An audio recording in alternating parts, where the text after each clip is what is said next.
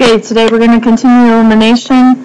Yesterday we did some easier problems, which always turn out really nice because we have that exact sign. They have an opposite sign, so we have a 2x and a negative 2x. Today we're going to see the case where we'll have no opposites. So if we don't have any opposites, what we're going to have to do is create those by multiplication. The way we're going to do that is by choosing numbers that when we multiply will give us numbers that will be opposites, and then what we'll do is continue on the same way we did yesterday where we add the equations together and then we'll plug that value back into the original and we'll check our answer. So in this problem is similar to some of the ones I finished up yesterday with. I always like to add these together, so some people talk about subtracting them, but I just like to talk about adding. So if only this was a negative 2, these two would cancel out.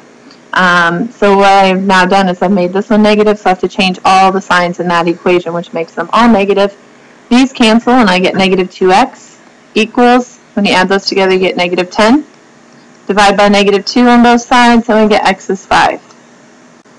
I'm going to use the first equation again, and I'll take that number, x, and I'll plug it in for the x value. So I have 3 times 5 plus 2y equals 27. I get 15 plus 2y equals 27. And then I will subtract 15 off both sides, which gives me a 12. I'll divide by 2, which gives me a 6. It gives me the ordered pair 5, 6. And then what I can do is check my solution. So I can put 5 in here and 6 in here. I can use the negative signs, or if I don't have to, I get 25 plus 12, and 25 plus 12 is 37. So I can feel confident that this is my answer. In the next problem, it's not as simple. I can't just change the sign to be a negative. Nothing's going to fall out. But I always like to say, if only I could make, I have a negative 3 here, and if only I could just put a 3 right here in front. Well, I can by multiplying everything times 3. If I could just put a 3 right there in front, I'd have a 3y. So I'm going to put times 3 on each one of these. And I like to write it above each one of them. That way I don't forget to multiply one of them by 3. The first equation we're not going to change at all, so I'll just write it off to the side.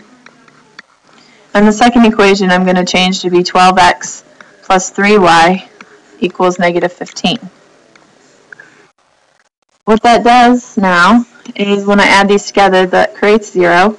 Here I get 14x equals, these two add together to give me negative 28. So I'll divide by 14 on both sides, and I get x is negative 2. Pick one of the two equations to plug that back into. I think I'm actually going to pick the second one this time just because it looks a little bit simpler. And I'm going to take and plug that back in for my x value. So I get 4 times negative 2 plus y equals negative 5. 4 times negative 2 is negative 8 plus y equals negative 5. So when I solve this equation, I would add 8 to both sides, and I'll get y is 3. So my answer will end up being negative 2. That's my x value. My y value is 3. And then I could plug that back in. I could check my answer. So I could put in negative 2 and 3 here. So 2 times negative 2 is negative 4. Negative 3 times 3 is negative 9, and that does give me negative 13. You can check both equations, and you should check both of the equations. So I have 4 times negative 2 is negative 8, plus 3 is a negative 5.